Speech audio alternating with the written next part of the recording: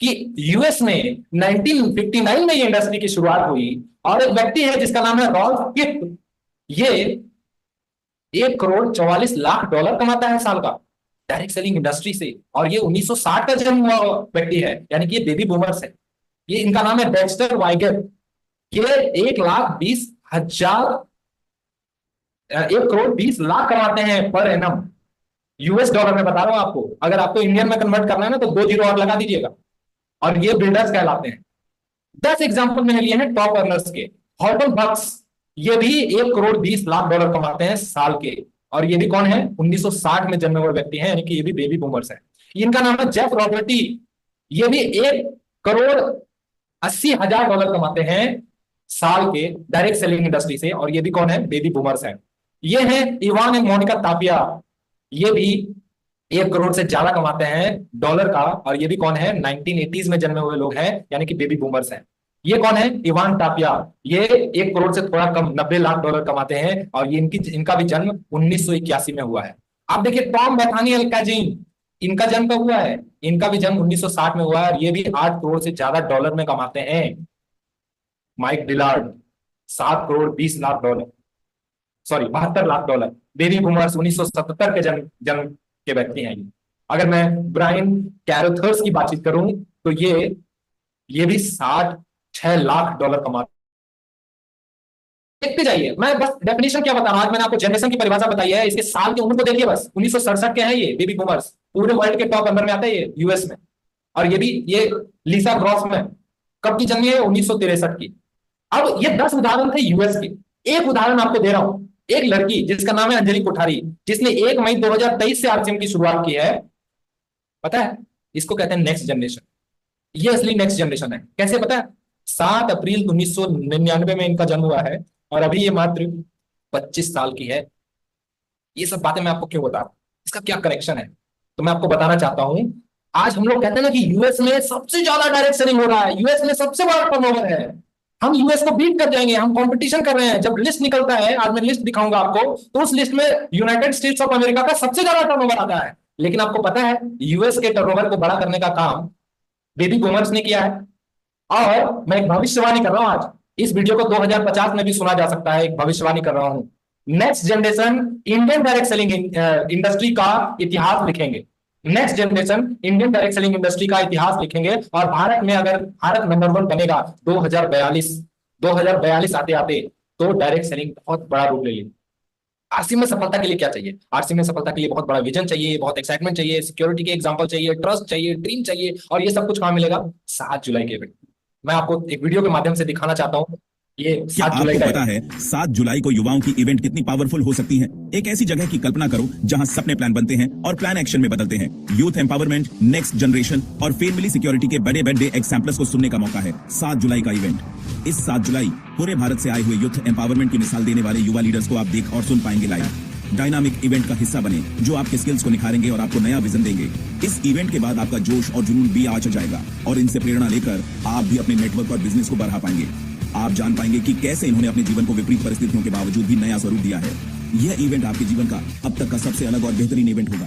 आपके सपनों को पूरा करने के मार्ग आसान कर देगा। यह event youth empowerment, next generation और फैमिली सिक्योरिटी के इस मेगा इवेंट में जुटी टीम के साथ आओ हम सब मिलकर इस इवेंट से पूरी दुनिया को यूथ और नेक्स्ट जनरेशन की शक्ति से रूबरू करवाते हैं। एम्पावरिंग यूथ इवेंट, जहां आप आपकी क्षमता को हकीकत में बदल सकते हो। 7 जुलाई सुबह 10 बजे त्यागराज स्टेडियम में मिलते हैं। सीटें सीमित हैं, तो अभी संपर्क करें। बात समझ में आई? तो मैं क्या कह रहा हूं, अभी गोल्डन एरा चल रहा है डायरेक्ट सेलिंग का। अभी डायरेक्ट सेलिंग की नींव रखी जा रही है। कैसे?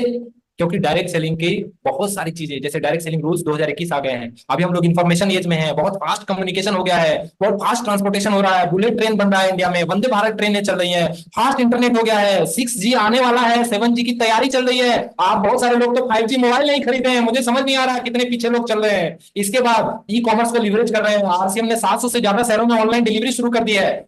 1 बजे की बात, मैं बहुत सारे लोगों को मंच से ना आर्टिफिशियल इंटेलिजेंस बोलते हुए सुनता हूं, लेकिन आपको पता नहीं है ये ऑलरेडी कितने सालों से चल रहा है।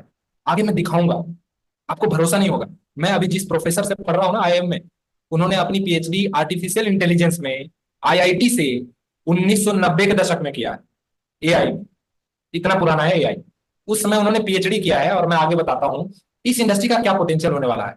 भारत सबसे ज्यादा आबादी वाला देश, भारत जो है 50 साल तक डेमोग्राफिक ट्रांजिशन से गुजर रहा है। गूगल करिएगा, ये सारे फैक्ट मिलेंगे आपको, क्योंकि मैं पॉपुलेशन स्टडीज का विद्यार्थी हूं ना, तो ये सब चीजों के बारे में थोड़ा ज्यादा जानकारी रखता हूं। अमेरिका, यूरोप, जितने भी बड़े, चाइना, जितने भी देश आप देख रहे हैं ना जो टॉप 10 में आते हैं, सबकी पॉपुलेशन 30 साल से ऊपर की है। और अभी इंडिया में डेमोग्राफिक ट्रांजिशन का फेज चल रहा है, जो 2010 से शुरू हुआ है, यानी कि जब से जेन अल्फा का जन्म होना शुरू हो गया है, जब से जेन अल्फा जन्म लेना शुरू किए हैं, तब से लेके आगे 2060 तक, यानी कि अगले अभी से अगर हम देखें तो लगभग 30 से 35 साल ये डेमोग्राफिक ट्रांजिशन चलेगा। और इसका मतलब है कि भारत लगातार लगातार लगातार यूथ कंट्री के लेवल को मेंटेन करेगा, अंडर 30 के लेवल को मेंटेन करेगा, और इसलिए ये यूथ इवेंट होगा। यूथ कंट्री है, हमारा एवरेज एज 28 साल का है, 28 साल का। और मजे की बात पता है क्या है, डायरेक्ट सेलिंग का highest compound annual growth rate जो है वो 12% है, इतना किसी भी कंट्री का नहीं है। और मजे की बात है कि हम टॉप 10 कंट्री में नहीं है। ये सब मैं आपको क्यों बता रहा हूँ, ये डेटा क्यों दे रहा हूँ, ये जो बुद्धिमान बुद्धिजीवी लोग होंगे ना, जिन तक ये बातें अगर पहुंच गई ना, तो आपके साथ जुड़ने के लिए तैयार हो जाएंगे। हम तो बस ये सोचते हैं यार कि क्या हम सोचते हैं मेरा रॉयल्टी हो जाए, हम सोचते हैं मेरा टेक्निकल हो जाए। मैं ये सोच के नहीं आया इस इंडस्ट्री में, मैं बहुत बड़ी सोच के साथ आया हूं, जो मैं आज आपको बताऊंगा।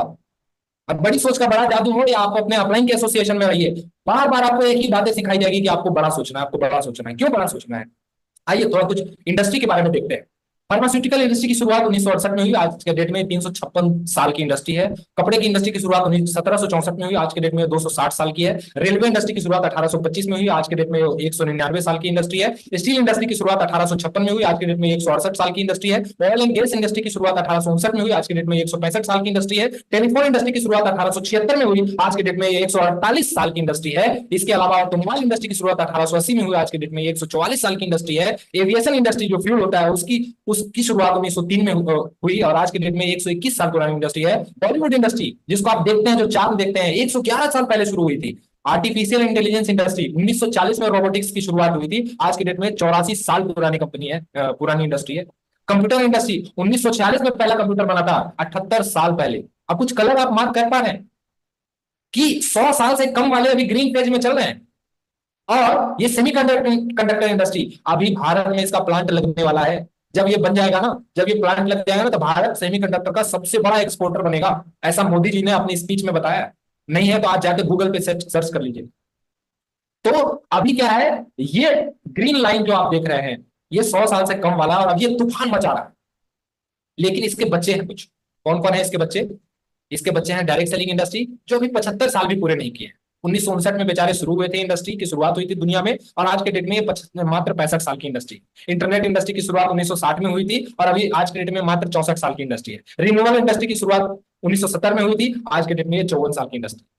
मैं कहना क्या चाह रहा हूं, मैंने आपको बताया था ना, ये जो जेनजी है ना, जिस दिन ये 30 साल की उम्र में पहुंचेंगे या उससे पहले पहुंचेंगे, और देखेंगे कि आरसीएम में 30 साल से पहले ही, 30 साल से कम उम्र में अगर हम रॉयल्टी बनते हैं, टेक्निकल बनते हैं, और वहां मुझे मंच पर सम्मानित किया जाता है, आपकी टीम में ज्वाइन करेंगे और सबसे ज्यादा जल्दी टेक्निकल रॉयल्टी पे, सबसे ज्यादा जल्दी। ये मैं विजन बता रहा हूं। मैं क्या कहना चाहता हूं, ये सब चीज के लिए कि थोड़ा सा धैर्य रखना है। क्यों धैर्य रखना है? क्योंकि प्यार का पहला खत लिखने में तो वक्त लगता है, नए परिंदों को उड़ने में तो वक्त लगता है, जिस्म की बात नहीं थी उनके दिल तक जाना था, लंबी दूरी तय करने में वक्त तो लगता है, गांठ अगर लग जाए तो फिर रिश्ते हो या डोरी, लाख करे कोशिश खुलने में वक्त तो लगता है, हमने इलाज जख्म दिल तो ढूंढ लिया है, लेकिन गहरे जख्मों को भरने में तो वक्त लगता है। कहना चाहता हूं, आप जिस इंडस्ट्री में है ना, ये इंडस्ट्री अब मैच्योर होने वाली है।